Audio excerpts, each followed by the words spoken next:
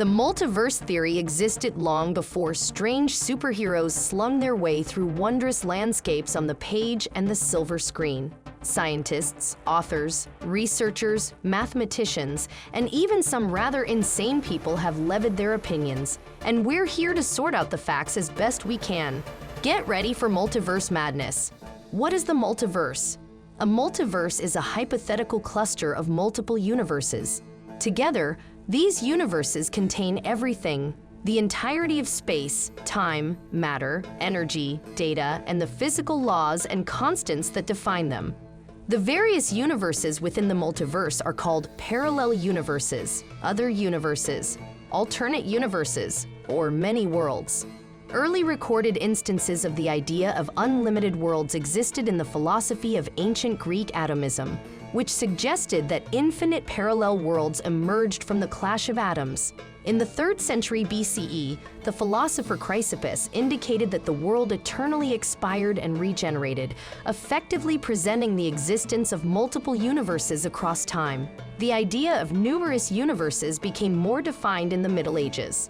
In Dublin in 1952, Erwin Schrödinger delivered a lecture in which he jokingly cautioned his audience that what he was about to say might seem lunatic. When his equations appeared to describe several different histories, he said that these were not alternatives, but all happen simultaneously. This sort of duality is called superposition. The term was first used in fiction and its contemporary physics context by Michael Moorcock in his 1963 SF Adventures novella, The Sundered Worlds, part of his Eternal Champion series. Multiple universes have been hypothesized in cosmology, physics, astronomy, religion, philosophy, transpersonal psychology, music, and books, particularly in science fiction, comic books, and fantasy. In these contexts, parallel universes are also called alternate universes, quantum universes, interpenetrating dimensions, parallel universes, parallel dimensions, parallel worlds, parallel realities, quantum realities, alternate timelines, alternate dimensions, and dimensional planes. The physics community has discussed the various multiverse theories over time. Famous physicists are split on whether any other universes exist beyond our own. Some physicists declare the multiverse is not a legitimate topic of scientific investigation. Apprehensions have been raised about whether endeavors to exempt the multiverse from experimental validation could deteriorate public confidence in science and eventually damage the study of fundamental physics.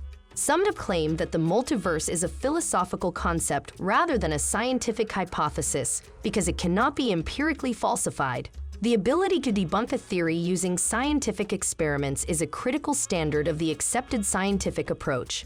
Paul Steinhardt has famously argued that no experimentation can rule out a theory if the theory provides for all possible outcomes.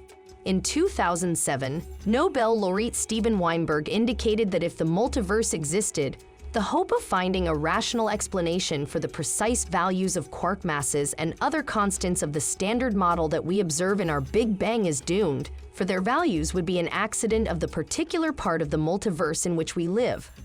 Multiverse evidence.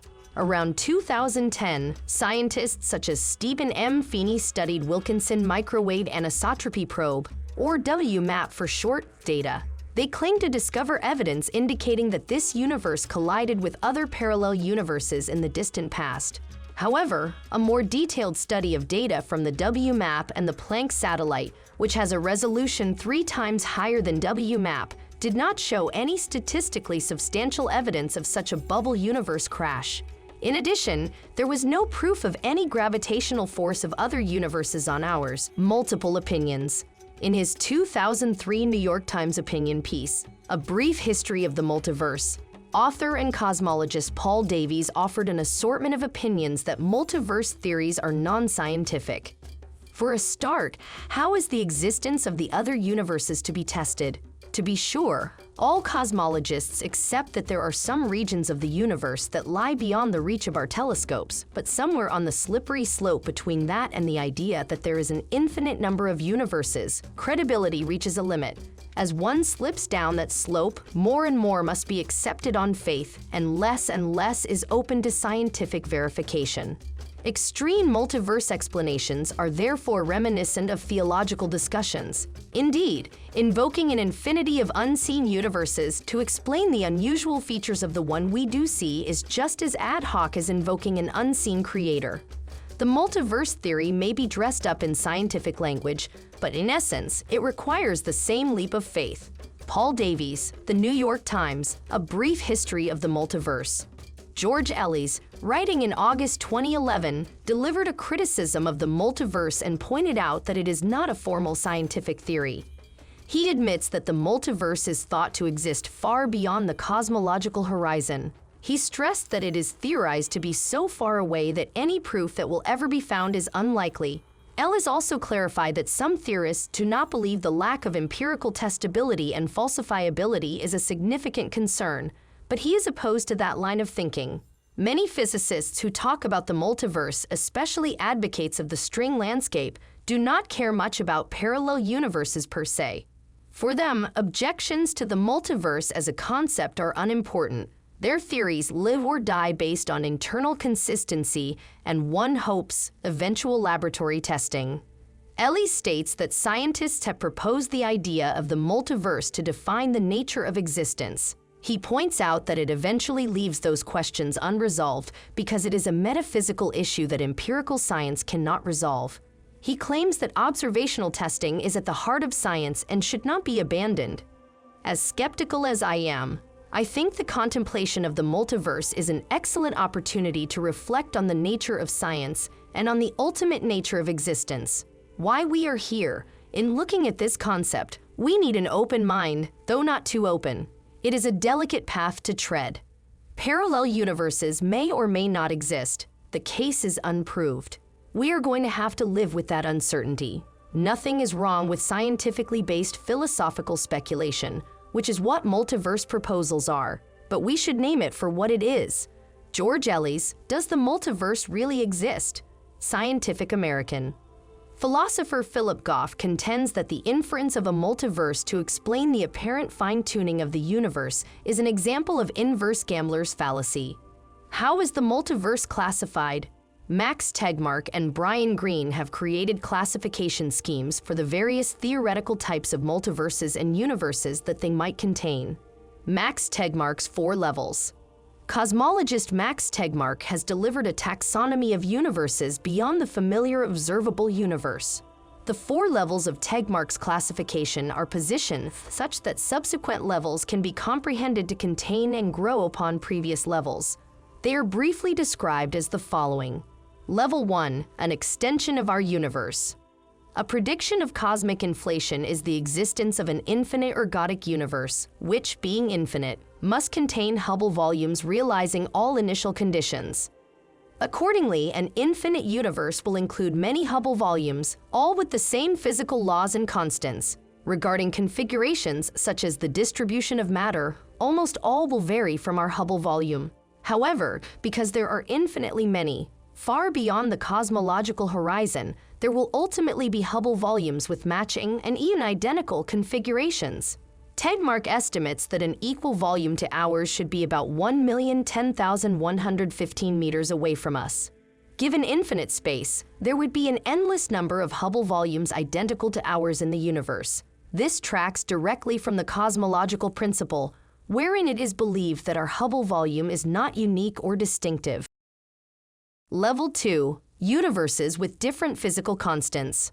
In the eternal inflation hypothesis, a variant of the cosmic inflation theory, the multiverse or space is stretching. It will continue doing so forever, but some parts of space stop stretching and form different bubbles, like gas pockets in a loaf of rising bread. Such bubbles are embryonic level 1 multiverses. Different bubbles may undergo further spontaneous symmetry breaking, which results in various properties, such as multiple physical constants. Level 3, Many Worlds Interpretation of Quantum Mechanics. Hugh Everett 3RD's Many Worlds Interpretation, or MWI for short, is one of several mainstream interpretations of quantum mechanics. In short, one part of quantum mechanics is that specific observations cannot be anticipated clearly. Instead, there is a range of possible observations, each with a different possibility. According to the MWI, each potential observation conforms to a separate universe. Suppose a six-sided die is thrown and that the result of the throw corresponds to quantum mechanics observable. All 6 possible ways the dice can fall correspond to 6 different universes. Tedmark contends that a level 3 multiverse does not include more possibilities in the Hubble volume than a level 1 or level 2 multiverse. In effect, all the various worlds created by splits in a level 3 multiverse with the same physical constants can be found in some Hubble volumes in a level 1 multiverse. Tedmark writes, in level 3, they live on another quantum branch in infinite dimensional Hilbert space. Also, all level 2 bubble universes with different physical constants can, in effect, be found as worlds formed by splits at the moment of spontaneous symmetry splitting in a level 3 multiverse. According to Yasunori Nomura, Raphael Bauso, and Leonard Susskind, this is because global spacetime appearing in the eternally growing multiverse is a repetitious concept. This implies that the multiverses of levels 1, 2, and 3 are, in fact, the same thing. This hypothesis is referred to as multiverse or quantum many-worlds. Yasunori Nomura says this quantum multiverse is fixed and time is a simple illusion. Level 4. Ultimate ensemble. The ultimate mathematical universe hypothesis is Tedmark's hypothesis, known as the MUH, mathematical universe hypothesis. This level assumes all universes are equally real, which can be described by different mathematical structures. Tedmark's MUH is, our external physical reality is a mathematical structure. The physical universe is not merely described by mathematics, but is mathematics, especially a mathematical structure. Mathematical existence equals physical existence, and all systems that exist mathematically exist physically. Observers, including humans, are self-aware substructures, or SAS for short. In any mathematical system involved enough to have such substructures, they will subjectively perceive themselves as existing in a physically real world.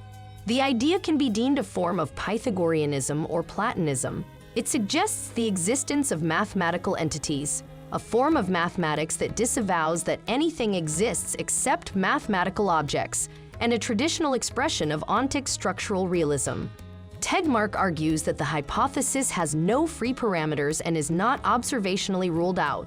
Thus, he claims, it is favored over other theories of everything by Occam's razor. Tedmark also believes in augmenting the MUH with a second assumption, the computable universe hypothesis, or CUH for short, which says that computable processes represent the mathematical structure of our external physical reality. The MUH is connected to Tedmark's categorization of 4 levels of the multiverse. This categorization posits a nested scale of increasing variety, with worlds connected to different initial prerequisites. Level 1, physical constants. Level 2, quantum branches. Level 3, and other equations or mathematical structures. Level 4. However, prominent computer scientist Jürgen Schmidhuber says that the set of mathematical structures is not even well defined. It admits only universe models describable by constructive mathematics, that is, computer programs. Schmidhuber explicitly includes universe representations describable by non-halting programs whose output bits converge after a finite time. However, the intersection time itself may not be predictable by a halting schedule due to the undecidability of the halting problem. He also explicitly examines the more fixed ensemble of fast computable universes. The American theoretical physicist and string theorist Brian Greene discussed 9 types of multiverses. The quilted multiverse operates only in an infinite universe. With endless space, every possible event will happen unlimited times. However, the speed of light stops us from being aware of these other identical areas. Inflationary. The inflationary multiverse comprises various pockets in which inflation fields crumple and form new universes. Brane. The brane multiverse version proposes that our entire universe lives on a membrane or brane, which floats in a more elevated dimension or bulk. In this bulk, there are other membranes with their universes. These universes can interact with each other, and when they clash, the violence and energy created are more than enough to give rise to a Big Bang. The branes drift near each other in bulk, and every few trillion years, drawn by gravity or some other force we do not understand, crash and slam into each other. This repeated contact gives rise to multiple or cyclic Big Bangs. This individual theory falls under the string hypothesis umbrella as it needs extra spatial dimensions. Cyclic. The cyclic multiverse has multiple brains that have crashed, causing Big Bangs. The universes reflect and pass through time until they are pulled back together and again hit, eliminating the old contents and forming them anew. Landscape. The landscape multiverse depends on string theory's Calabi-Yau spaces. Quantum fluctuations drop the shapes to a lower energy level, forming a pocket with a set of laws different from that of the surrounding area. Quantum. The quantum multiverse forms a new universe when a diversion in events happens, as in the many worlds understanding of quantum mechanics. Holographic. The holographic multiverse is derived from the idea that the surface area of a space can encode the contents of the area's volume. Simulated. The simulated multiverse exists on complicated computer systems that simulate whole universes. Ultimate. The ultimate multiverse includes every mathematically possible universe under different laws of physics. There is a series of infinite, self-sustaining cycles in several theories, for example, an eternity of Big Bangs, Big Crunches, and Big Freezes. String theory and its higher dimensional extension, M-theory, have envisaged a multiverse of a somewhat different kind. These theories require the presence of 10 or 11 spacetime dimensions, respectively. The extra 6 or 7 dimensions may either be compactified on a microscopic scale, or our universe may be localized on a dynamical 3 plus 1-dimensional object, a D3 brain. This opens up the possibility that other brains could support other universes. Black hole cosmology. Before we dive into black hole cosmology, let's look at what a black hole is. A black hole is an area of spacetime that exhibits gravitational acceleration so powerful that nothing, no electromagnetic radiation such as light or particles, can escape from it. The theory of general relativity estimates that an adequately compact mass can change spacetime to form a black hole. The edge of the area from which there is no possible escape is called the event horizon. Though the event horizon significantly affects the circumstances and fate of an object that crosses it, no regionally discernible features appear to be seen. A black hole will act as an intense black body because it reflects no light in many ways. Furthermore, quantum field theory in curved spacetime predicts that event horizons emit Hawking radiation. This radiation has the same spectrum as a black body of a temperature contrary proportional to its mass. This temperature comes on the order of billionths of a Kelvin for black holes of stellar mass, which makes it impossible to observe. When were they first studied? Objects with gravitational fields too strong for light to escape were first contemplated by philosophers Pierre-Simon Laplace and John Michell in the 18th century. The first modern solution of general relativity, which would go on to characterize a black hole, was found by physicist and astronomer Karl Schwarzschild in 1916. Even though its interpretation as a region of space from which nothing can escape was first published by a professor of physics David Finkelstein in 1958. Black holes were long thought to be a mathematical curiosity. During the 60s, theoretical work showed black holes were a generic prediction of general relativity. The discovery of neutron stars by astrophysicist Jocelyn Bell Burnell in 1967 sparked interest in the gravitational collapse of compact objects as a possible astrophysical reality. Black holes of stellar mass are known to form when very massive stars collapse at the end of their life cycle. After a black hole has taken shape, it can continue to grow by absorbing mass from whatever is around it. The absorption of other stars that merge with other black holes may even form a supermassive black hole home to millions of solar masses. It's often believed that supermassive black holes exist in the centers of most galaxies. How are black holes found? The existence of a black hole can be deduced through its interaction with electromagnetic radiation, such as visible light and other types of matter. Matter which falls onto a black hole can form an external accretion disk that becomes heated by friction. That's how some of the brightest objects in the universe are created. If other stars are orbiting a black hole, their orbits can be used to figure out a black hole's location and mass. Observations like these can be used to prohibit possible alternatives like neutron stars. Astronomers have used these means to identify many stellar black hole candidates within binary systems and establish that the radio source, Sagittarius A, is at the core of the Milky Way galaxy. It is therein you'll find a supermassive black hole of about 4.3 million solar masses. That's huge.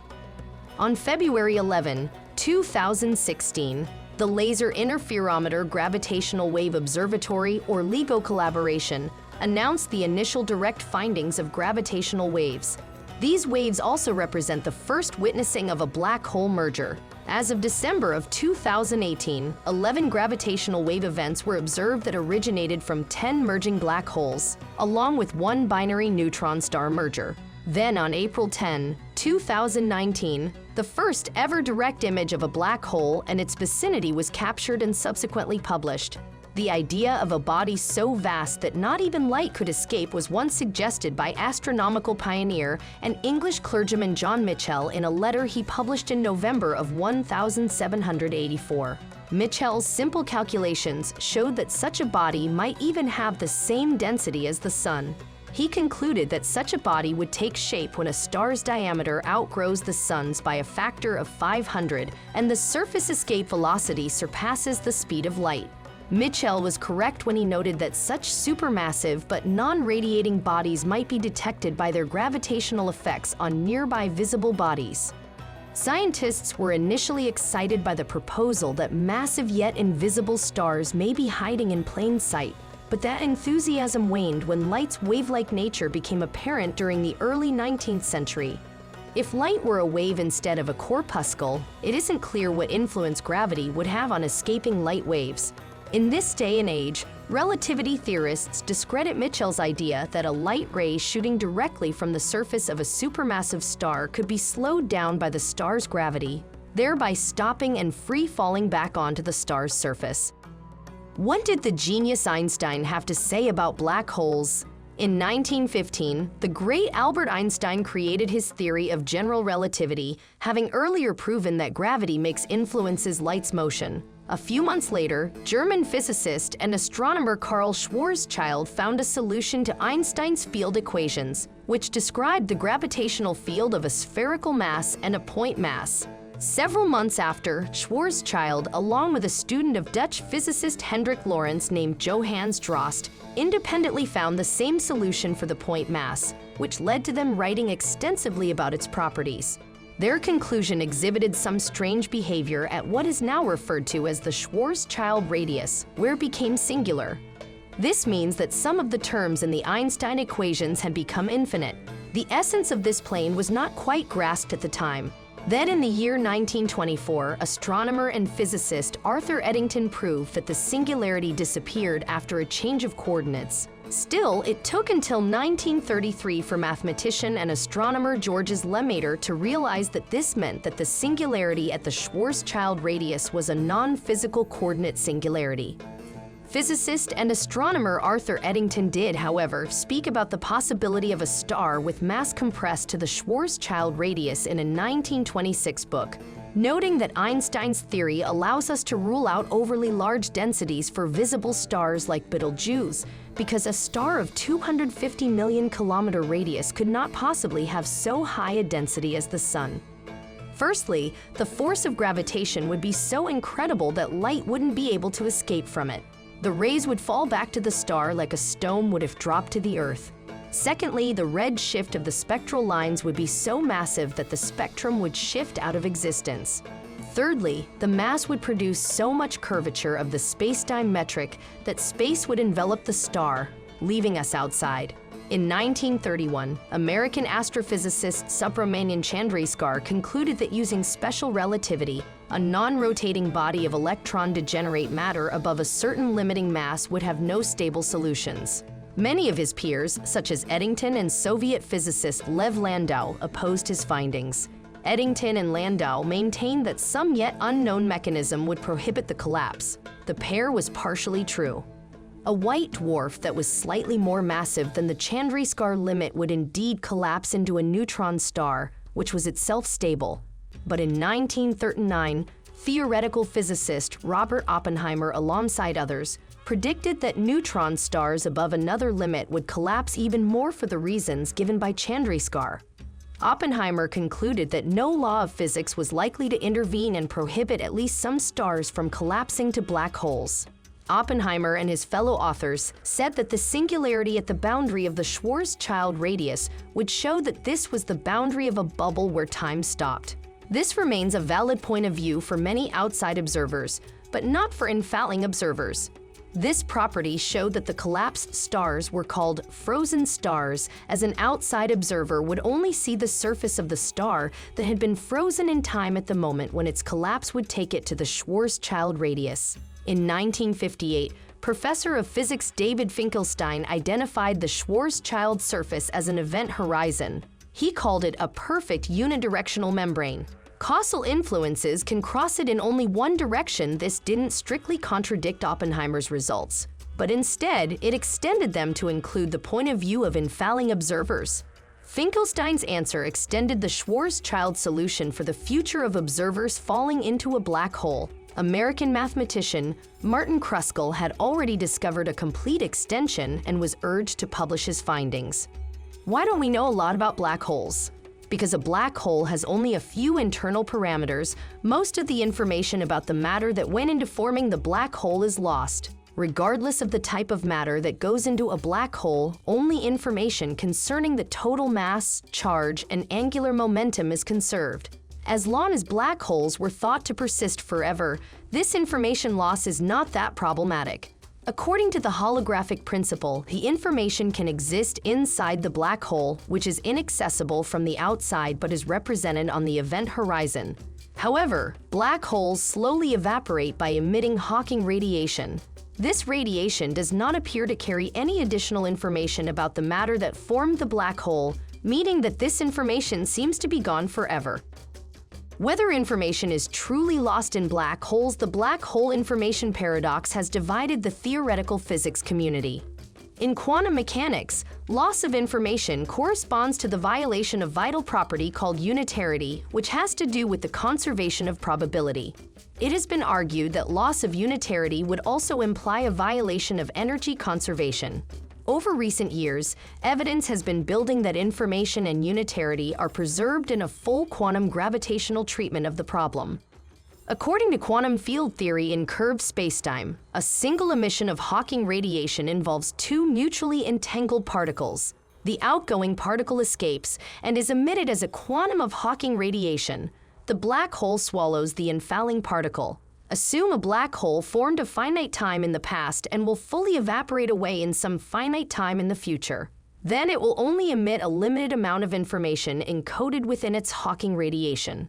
Assume that more than half of the information had already been emitted at the time. According to widely accepted research by physicists like Don Page and Leonard Susskind, an outgoing particle emitted at time must be entangled with all the Hawking radiation the black hole has previously emitted. This creates a paradox. A principle called monogamy of entanglement requires that, like any quantum system, the outgoing particle cannot be fully entangled with two independent systems at the same time.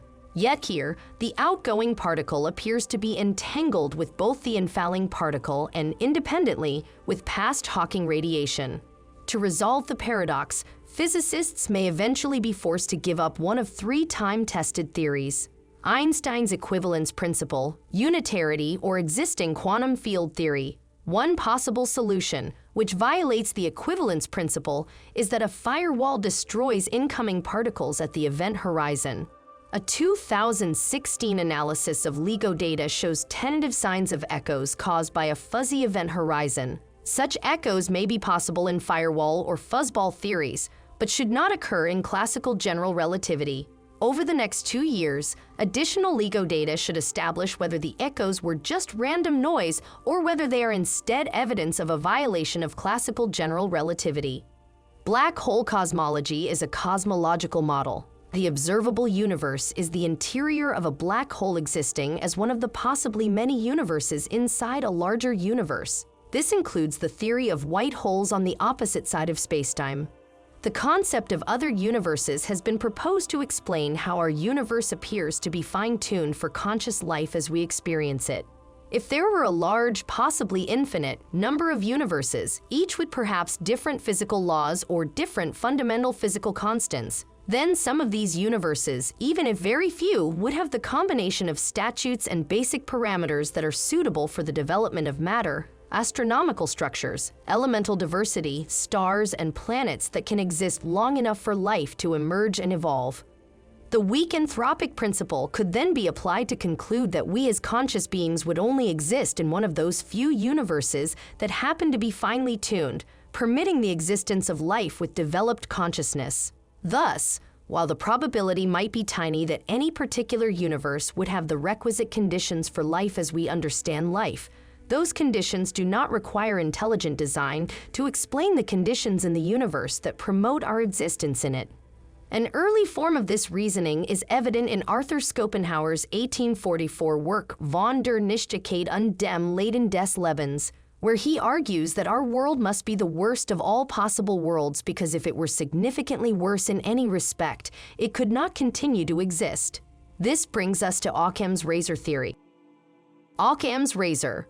Occam's razor, also known as the principle of parsimony or the law of parsimony, is the problem-solving regulation that entities should not be multiplied beyond necessity. It is generally comprehended that with contending theories or reasons, the more straightforward one, for example, a standard with fewer parameters, is desired. Although he never used these words, the idea is often attributed to English Franciscan Friar William of Ockham, an academic philosopher and theologian. This philosophical razor advocates that when presented with competing hypotheses about the same prediction, one should choose the solution with the fewest assumptions. This is not conveyed to be a way of choosing between theories that make various predictions. Likewise, in science, Occam's razor is employed as an abductive heuristic in creating theoretical models instead of as a rigorous arbiter between candidate standards. In the scientific method, Occam's razor is not deemed an irrefutable principle of logic or a scientific derivative. The preference for simplicity in the scientific method is established on the falsifiability criterion. There may be an enormous, perhaps even unbelievable, number of potential and more complicated alternatives for each acknowledged explanation of a phenomenon. Since failing reasons can always be burdened with ad hoc hypotheses to prevent them from falsifying, simpler theories are preferable to more involved ones because they tend to be more testable. Supporters and critics disagree about how to apply Occam's razor. Critics contend that proposing an almost infinite number of unobservable universes to define our universe is contrary to Occam's razor. However, advocates say that the suggested multiverse is more straightforward than a single idiosyncratic universe of Kolmogorov complexity. For example, Tegmark argues, an entire ensemble is often much simpler than one of its members. This principle can be stated more formally using the notion of algorithmic information content. The algorithmic information content in a number is, roughly speaking, the length of the shortest computer program that will produce that number as output. For example, consider the set of all integers. Which is simpler, the whole set or just one number? Naively, you might think that a single number is simpler, but the entire set can be generated by quite a trivial computer program, whereas a single number can be hugely long. Therefore, the whole set is actually simpler. Similarly, the higher-level multiverses are simpler. Going from our universe to the level 1 multiverse eliminates the need to specify initial conditions. Upgrading to level 2 eliminates the need to specify physical constants. And the level 4 multiverse eliminates the need to specify anything at all. A common feature of all 4 multiverse levels is that the simplest and arguably most elegant theory involves parallel universes by default. To deny the existence of those universes, one needs to complicate the theory by adding experimentally unsupported processes and ad hoc postulates. Finite space, wave function collapse, and ontological asymmetry. Our judgment therefore comes down to which we find more wasteful and inelegant, many worlds or many words. Perhaps we will gradually get used to the weird ways of our cosmos and find its strangeness to be part of its charm. At the end of the day, the subject of a possible multiverse is one so complex yet completely endearing that it will be argued over and theorized for the duration of humankind. Will we ever get our answers? Are we plugged into some form of a matrix? Maybe we're riding waves emitted from a black hole. Who knows? Our fascination will remain ongoing,